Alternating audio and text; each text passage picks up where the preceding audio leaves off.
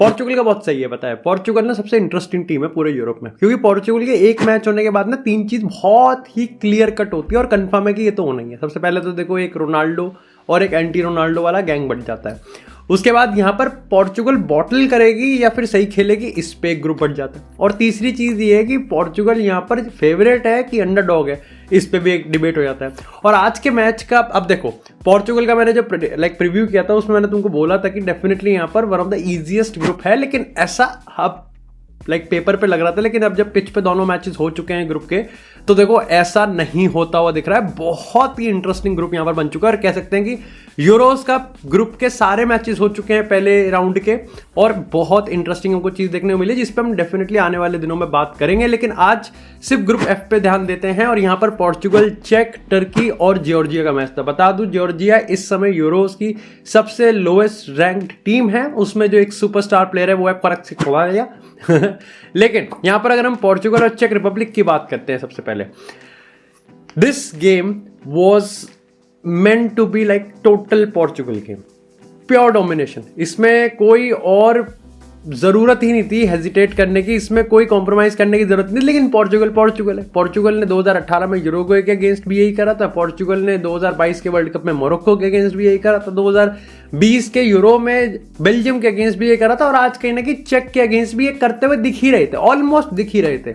और होता भी यही है कि क्रिस्टियानो रोनाल्डो पिच पे होते हुए भी कहीं ना कहीं यहाँ पर रोनाल्डो का सही से इस्तेमाल ही नहीं होता, जिस पे भी आगे बात करेंगे। लेकिन अल्टीमेटली पोर्चुगल ने यहाँ पर इंजरी टाइम में विनर गोल मारकर ये मैच निकाल लिया है, जिस पे काफी लोग यहाँ पर कहेंगे कि पोर्चुगल कमबैक आ गया, जो कि ऑब्वियसली सही है, लेकिन काफी लोग कहेंगे कि पोर्चुगल मर के जीत गई है, जो भी एक तरीके से आप कह सकते हो कि सही है, क्योंकि अल्टीमेटली वो हार रहे थे एक पॉइंट पे, उसके बाद ड्रॉ हो रहा था, लेकिन फिर उन्होंने कमबैक तो कर ही लिया।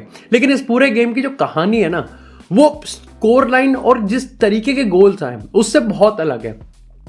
चेक रिपब्लिक की अगर हम बात करें, उनकी तारीफ करें कि उनकी बेइज्जती करें, थोड़ा सा कठिन है। क्योंकि देखो चेक रिपब्लिक आप कह सकते हो कि उन्हें पता था कि पोर्चुगल की टीम से भिड़ना बिल्कुल ही मतलब खतरों से खाली तो है नहीं। डेफिनेटली उनको पता था कि पोर्चुगल की अगर क्वालिटी की बात करें स्क्वाड की, तो उससे टो टू टो जाना भी कोई बहादुरी की बात नहीं है। तो उन्होंने यहाँ पर एक बहुत सही इस्तेमाल किया। उन्होंने कहा कि हम यहाँ पर वेट करेंगे और यहाँ पर क्रिस्टियानो रोनाल्डो और जो पेनल्टी बॉक्स है उसको बिल्कुल प्रॉपर तरीके से कमांड करेंगे और अपने चांसेस का वेट करेंगे। ये बहुत सही चीज चेक ने करी कि जब भी उनको चांसेस मिले वो अच्छे से जा पा रहे थे, डिस्पाइट कि यहाँ पर पोर्चुगल बैक थ्री के साथ खेल रही थी, तब भी चेक रिपब्लिक जब भी आगे जा रही थी तब तक वो अटैक करने की कोशिश कर रही थी। वो अटैक करने कितनी बार जा रही थी ये डिबेटेबल है, क्योंकि 70% पोजीशन के साथ पोर्चुगल ने पहला हाफ पूरी तरीके से डोमिनेट किया है, लेकिन इस गोल फिर भी 0 ही थे। जब यहाँ पर आई थिंक 2 या 3 शॉट थे यहाँ पर चेक के, पोर्चुगल के ऑलरेडी 14 शॉट्स हो चुके थे, सिर्फ 2 ऑन टारगेट थे, गोल अभी भी 0 थे। पोर्चुगल की बात करें तो इस समय अगर आप सोशल मीडिया पे देखोगे तो देखो रोनाल्डो के अगेंस्ट चल रहा है या फिर बर्नार्डो सिल्वा के अगेंस्ट चल रहा है, मार्टिनेज के अगेंस्ट चल रहा है, लेकिन मेरे को आज के गेम की सबसे पहले जो स्ट्रॉन्ग पॉइंट्स हैं वो बात करते हैं। इस स्क्वाड में क्वालिटी है, इस स्क्वाड में डेप्थ भी है, इस स्क्वाड में फेवरेट्स होने की हर एक कैपेबिलिटी है। ये स्क्वाड ने आज बहुत बढ़िया परफॉर्म किया। अगर पोजीशन की बात करें, परफॉर्म किया है। फ्लेक्सिबिलिटी की बात करें, क्रिस्टियानो रोनाल्डो को छोड़ के सारे प्लेयर्स अपनी पोजीशन को रोटेट कर रहे थे। रोनाल्डो को रोटेशन करना बनता नहीं है। काफी लोग कहेंगे कि रोनाल्डो 39 ईयर है, भागता नहीं है, ठीक है, दैट्स लाइक आप कह सकते हो कि स्टाइलिस्टिकली सही है, लेकिन डेफिनेटली यहाँ पर रोनाल्डो को करने की जरूरत भी नहीं है। सही सी बात है कि पोर्चुगल में अगर कोई एक प्लेयर है जो कि 5 में से 5 शॉट मार सकता है, फिर 10 में से 8 तो मार ही सकता है कम से कम, तो वो सिर्फ क्रिस्टियानो रोनाल्डो है। या फिर उसके बाद हम बात करते हैं तो Diogo Jota, Bruno Fernandes type player आते हैं, लेकिन Cristiano Ronaldo at 39 still like above and shoulders यहाँ पर फिनिशिंग में तो टॉप क्लास है ही है। लेकिन अगर इसी के साथ बात करें यहाँ पर आज के गेम के स्ट्रॉन्ग पॉइंट्स की, तो दूसरा पॉइंट ये था कि वो डोमिनेट कर रहे थे। गेम को अपने हाथ में लेना सबसे बड़ा ऑफेंस और सबसे बेहतरीन ऑफेंस है। लेकिन अगर यहां पर बात करें तीसरे स्ट्रॉन्ग पॉइंट की, तो लीडरशिप थी। ये लीडरशिप एक ऐसा इंटेंजिबल सा एसेट है और ऐसा क्वालिटी है जिसको ना टैक्टिकल वाले या फिर मतलब दरकिनार ही कर देते हैं। या तो एक वो लोग होते हैं जो कि हर चीज इसको ही मानते हैं, लेकिन एक वो लोग होते हैं जो कि मानते ही नहीं है। लेकिन आज के गेम में चेक से लाइक गोल खाने के बाद क्रिस्टियानो रोनाल्डो की बात करें या फिर बड़े बड़े लीडर्स की बात करें, उनको स्टेप अप करना था। हाँ, नहीं मारा उन्होंने गोल, लेकिन वो इतना इंपॉर्टेंट नहीं है। अल्टीमेटली कलेक्टिव इंपुट आपका ऑब्जेक्टिव होता है कि you have to score a goal, and Cristiano Ronaldo, Bruno Fernandes, Bernardo Silva, they make sure कि वो उस पिच पे वो लीडरशिप वाला काम करे जो कि आज आपको दिखता है। कहीं ना कहीं आपको लगता है कि पोर्चुगल थोड़ा पैनिक करती है, लेकिन जो ओवरऑल थीम था वो उनको पोर्चुगल को समझ में आ रहा था कि वो गेम जीतना भी डिजर्व करते हैं और गेम जीतना भी है। चाहे आप 1-0 की बात करो या फिर 1-1 के बाद भी जिस तरीके से पोर्चुगल ने यहाँ पर दबाव बनाया वो काबिलियत तारीफ थी। ऐसे में यहाँ पर जरूरी था कि देखो पोर्चुगल एक फेवरेट है कि अंडरडॉग है या फिर बॉटलर्स है, ये सबका अपना अपना ओपिनियन है, लेकिन डेफिनेटली जब जर्मनी की बात करते हैं, फ्रांस की बात करते हैं, स्पेन की बात करते हैं, इतनी बड़ी बड़ी टीम्स जहां पर स्टेटमेंट और सर्वाइवल का गेम खेलती है, वहां पर पोर्चुगल को एक डिसीजन बनाना था कि वो ड्रॉ के साथ एक कंजर्वेटिव अप्रोच लें या फिर एक स्टेटमेंट दे। जीत निकाल के उन्होंने कहीं ना कहीं एक थोड़ी सी स्टेटमेंट तो दी है और सर्वाइवल भी करा है। वो भी तब जब यहाँ पर अगर उनके अगले 2 गेम की बात करें तो तुर्की के साथ है और यहाँ पर जॉर्जिया के साथ है, जिस पर भी हम बात करेंगे। लेकिन अब बात करते हैं वीकनेस की। देखो वीकनेस ये है कि जब आपके पास इतनी बड़ी क्वालिटी होती है और इतने सारे परम्यूटेशन कॉम्बिनेशंस होते हैं तो आप उसमें से ऑब्वियसली एक ही सेलेक्ट करोगे। और डेफिनेटली यहाँ पर सोशल मीडिया की बात करें या फिर अब सब अपनी अपनी जनता की बात करें, सबका अपना अपनी ओपिनियन है और सबको आप यहाँ पर बेस्ट नहीं दे सकते, सबको आप यहां पर खुश नहीं रख सकते। आज की अगर हम गेम की बात करें तो लूनो मेंडेस को यहां पर लेफ्ट सेंटर बैक खिलाया, क्या वो उसमें कंफर्टेबल था? नहीं। लेकिन क्या उसने डिजास्टर परफॉर्मेंस दी? नहीं। लेकिन आज जो दूसरी चीज थी वो था कि लोग क्रिस्टियानो रोनाल्डो को ब्लेम कर रहे हैं। देखो क्रिस्टियानो रोनाल्डो ने यहां पर चांसेस मिस करे हैं डेफिनेटली फॉर श्योर। जो रोनाल्डो ने यहां पर गोल मारा था जो कि पोस्ट पे लग के वापस आया, फिर किसी और ने मारा था, वो ऑफसाइड हो गया, उस पर भी लोग पेल रहे हैं उसको। लेकिन लोग ये भूल जाते हैं उसकी तौहीन करने में या फिर उसको कहीं ना कहीं क्रिटिसाइज करने में कि अगर इस पूरे पोर्चुगल की बात करें, 400-500 आपने पास करे, 70% पोजीशन रखा है, 14-15 शॉट्स मारे हैं, सबसे बड़ा गोल थ्रेट कौन था? राफेल लेआओ था? नहीं। क्या बर्नार्डो सिल्वा था? नहीं। ब्रूनो फर्नांडिस था? नहीं। वो क्रिस्टियानो रोनाल्डो था। वो कहीं ना कहीं क्रिस्टियानो रोनाल्डो आपका सबसे बड़ा थ्रेट है। क्रिस्टियानो रोनाल्डो आपको सबसे बड़ा यहाँ पर चांस देता है गोल स्कोर करने के। आप किसी भी गेम स्टेट में देख लो, इस 90 मिनट में कौन सा प्लेयर ऐसा था जो कि सबसे ज्यादा लाइकली लग रहा था गोल स्कोर करने के? Cristiano Ronaldo. क्या क्रिस्टियानो रोनाल्डो ने चांसेस मेरे? Absolutely yes. लेकिन क्या क्रिस्टियानो रोनाल्डो को फोर्सफुली पास करने की कोशिश हुई थी? बहुत इंस्टेंस पे आप इस पे डिबेट कर सकते हो कि हाँ ऐसा लग रहा था कि उन पे प्रेशर है प्लेयर्स पे कि वो जबरदस्ती रोना, लेकिन क्या आप फिर अल्टीमेटली कह सकते हो क्रिस्टियानो रोनाल्डो को डिलीवरी मिली है? नहीं। वहां ये सवाल ये आ जाता है कि रोनाल्डो को जो आप फीड कर रहे हो उसकी क्वालिटी भी कैसी है। अब बर्नार्डो सिल्वा राइट विंग पे खेल रहा है, क्या ये बेहतरीन परफॉर्मेंस थी? बिल्कुल भी नहीं। बर्नार्डो सिल्वा राइट विंग पे सिर्फ पेप गार्डियोला के सिस्टम में चल सकता है क्योंकि वहां पर उसके पास डी ब्रुयने, हालैंड जैसे प्लेयर्स हैं। अगर पोर्चुगल की बात करें वहां पर एक आपको अटैक माइंडेड प्लेयर रखना ही पड़ेगा। विटियाने की बात करें या फिर हम यहाँ पर नेवेस की बात करें या फिर हम यहाँ पर ब्रूनो फर्नांडिस की बात करें, खराब परफॉर्मेंस किसी का नहीं है। बट पॉइंट इतना है कि जब आपके डिस्पोजल पे इतनी बेहतरीन क्वालिटीज हैं और इतना अटैक माइंडेड आपका सेटअप हो सकता है तो आप फिर भी अपने आप को क्यों रोक रहे हो? और लोग यहाँ पर क्रिस्टियानो रोनाल्डो को बेल रहे हैं because it's very easy to target him. अब मैं यहाँ पर ये नहीं कह रहा है क्रिस्टियानो रोनाल्डो ने कोई 10 on 10 परफॉर्मेंस दिया, वो तो किसी ने भी नहीं दी है। बट पॉइंट यहाँ पर ये है कि इस पोर्चुगल की टीम को अगर आपको लगता है कि यहाँ पर रोनाल्डो उसको स्टैटिक बना रहा है या फिर रोनाल्डो उस बैलेंस को डिस्टर्ब कर रहा है तो ये बहुत ज्यादा गलत है। मैं ये भी नहीं कह रहा कि बर्नार्डो सिल्वा गलत कर रहा है, बट आपको जिस बर्नार्डो सिल्वा को मिडफील्ड में डालना है जहां पर वो बेहतरीन काम कर सकता है, रादर देन आप उसको राइट विंग पर डालोगे।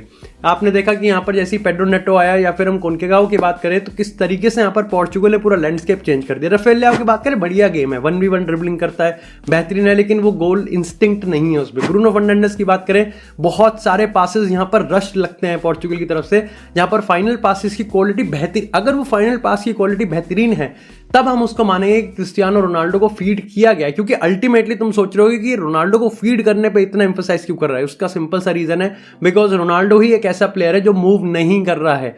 बाकी पूरी टीम फ्लूइडिटी पे घूम रही है लेकिन रोनाल्डो की पोजीशन बिल्कुल फिक्स्ड है। यू नो कि आपको अगर पेनल्टी बॉक्स में आप बॉल डालोगे तो आपको वहां पर क्रिस्टियानो रोनाल्डो मिलेगा। इससे फर्क नहीं पड़ता कि वो 3 प्लेयर से घिरा हुआ है या फिर 4 प्लेयर से घिरा हुआ है, खुद की रोनाल्डो की क्वालिटी है कि वो कैसे उससे अलग करके यहाँ पर गोल स्कोर करने वाला है।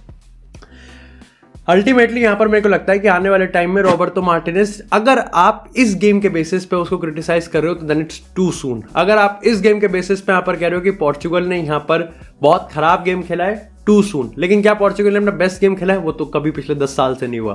क्योंकि वो इसलिए है क्योंकि यहां पर जिस तरीके स्क्वाड क्वालिटी इनके पास है उस तरीके की परफॉर्मेंस अभी तक पोर्चुगल के पास नहीं आई है। अब इस पे आप कह सकते हो कि प्लेयर्स की बात करें या फिर मैनेजर्स की बात करें, कोई अपना पूरी तरीके से खुला हाथ यहां पर छोड़ ही नहीं रहा है। खैर, इसी के साथ बात करें अगर हम अपने नेक्स्ट गेम की, तो Turkey versus Georgia, best game in the Euro so फार।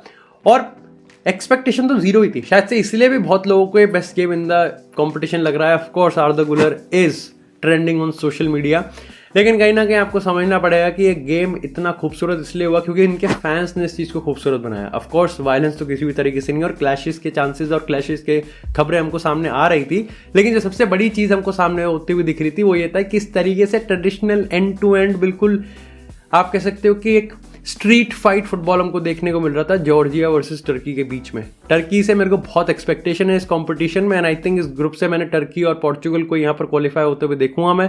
लेकिन टर्की को कंपटीशन जिस तरीके से जॉर्जिया ने दिया है, yes they lost the match, but जिस तरीके से उन्होंने परफॉर्म किया है, बहुत इंस्टेंस पे आपको लगता है कि यहाँ क्वालिटी में गैप है, बहुत इंस्टेंस पे आपको लगता है कि बहुत ज़्यादा ओवर कॉम्प्लिकेटेड कर रहे हैं, बहुत इंस्टेंस पे आपको लगता है कि ये तो थोड़ी सी लेजी डिफेंडिंग है। लेकिन अगर हम बात करें यहाँ पर टर्की की, आर्दा गुलर की बात करें, यिल्दिज की बात करें, जिस तरीके के प्लेयर्स उनके पास हैं, एब्सोल्युटली ब्रिलियंट। आर्दा गुलर की बात करें तो भाई क्या ही कहूँ मैं भाई, वो मतलब तुम सोच रहे हो कि but Kylian Mbappe Real Madrid में जब आएगा, रोड्रिगो के रिगार्डिंग ये खबर है और लाइक सबकी चल रहा है कि रोड्रिगो खेलेगा, विनी खेलेगा, बेलिंगम का खेलेगा, किलियन एम्बापे। आर्दा गुलर को जितने मौके मिले हैं, कोई ऐसा मौका है जिसमें उसने शाइन ना किया हो? एब्सोल्युटली नहीं। आर्दा गुलर इंजरी से कितना भयभीत था, लेकिन उसके बाद भी यहाँ पर आर्दा गुलर जिस तरीके से परफॉर्म किया है, जिस तरीके से सेंटर स्टेज लेने के लिए तैयार है भाई, वो 18 साल का लौंडा टर्की के लिए एब्सोल्युटली मेनेस। और इसीलिए हमको ये बात करने के लिए काफ़ी इंपॉर्टेंट है कि पोर्चुगल को ऐसा गेम नहीं मिस कर सकते, और ये कह सकते हो कि टर्की और जॉर्जिया दोनों चेक रिपब्लिक से ज़्यादा एग्रेसिव है ऑफेंसिव फ्रंट पे, और दोनों ही काफ़ी ज़्यादा एडवेंचरस भी हैं। हाँ, इसमें आप ये कह सकते हो कि जितना ज़्यादा आप एडवेंचरस और ऑफेंसिव फ्रंट पे खेलोगे पोर्चुगल के सामने, उतना ज़्यादा पिलोगे। और क्रिस्टियानो रोनाल्डो के रिगार्डिंग तो मैं आपको कह ही चुका हूँ कि Ronaldo will score goals in the euros, और वो आज भी मार ही देता। It will eventually happen. लेकिन कहीं ना कहीं रोनाल्डो के अगेंस्ट एजेंडा की बात करें या फिर मार्टिनेज के अगेंस्ट एजेंडा की बात करें, दैट्स अ बिट डिफरेंट, और कहीं ना कहीं टू सून है। चेक ने बहुत सारी चीज़ें ऐसी बहुत अच्छी से की है यहाँ पर, पोर्चुगल ने यहाँ पर कहीं ना कहीं स्ट्रगल किया, लेकिन पोर्चुगल ने खुद का काम भी खुद ही बिगाड़ा है। पैनिक की बात करें या फिर जिस तरीके से वो हर पोजीशन पे बेस्ट प्लेयर डालने की कोशिश कर रहे हैं, वो भी कहीं ना कहीं अभी बेस्ट कॉम्बिनेशन निकला नहीं है। और यूरोज इतना लंबा नहीं है, आपको सिर्फ यहाँ पर 3 गेम मिलेंगे फिक्स्ड, उसके बाद यहाँ पर डिसाइड होगा कि आप कितने आगे तक जाओगे। लेकिन आज जो सबसे अच्छी चीज़ मेरे को देखने को मिली है कि at least they fight back.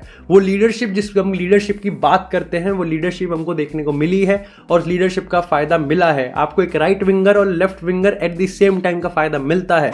Bernardo Silva Pep Guardiola के अंडर राइट विंग पर खेल सकता है, लेकिन यहाँ पर it's just too much of like pause आ जाता है, और वो नहीं चाहिए। आपको 1v1 ड्रिबलिंग चाहिए, आपको एक्सप्लोसिवनेस चाहिए, आपको कहीं ना कहीं यहाँ पर लाइक मिरेकल चाहिए। आपको अगर पेनल्टी बॉक्स में क्रिस्टियानो रोनाल्डो के लिए बॉल डालनी, जरूरी नहीं है कि आपको 10 में से 10 बॉल उसके लिए ही डालनी है, because then it would be too predictable, और फिर बाकी प्लेयर्स की क्वालिटी कहीं ना कहीं आप मिस आउट कर जाओगे। लेकिन अगर आप 10 में से 6 बार डाल रहे हो, तो मेरे को लगता है कि आज के मैच में से 3 बार तो वो खराब ही थी, और 3 बार वो फिर भी लाइक मैनेजेबल थी, जिसमें से आप कह सकते हो कि 1-2 बार रोनाल्डो ने मिस ही कर दिया और दूसरी बार कहीं ना कहीं वो फेल हो गई। लेकिन ठीक इसी के साथ अगर किलियन एम्बापे की बात करें, तो अभी जो खबर सामने मिल रही है वो ये है कि भाई नेदरलैंड वर्सेस फ्रांस का जो मैच होगा उसमें किलियन एम्बापे नहीं खेलेगा।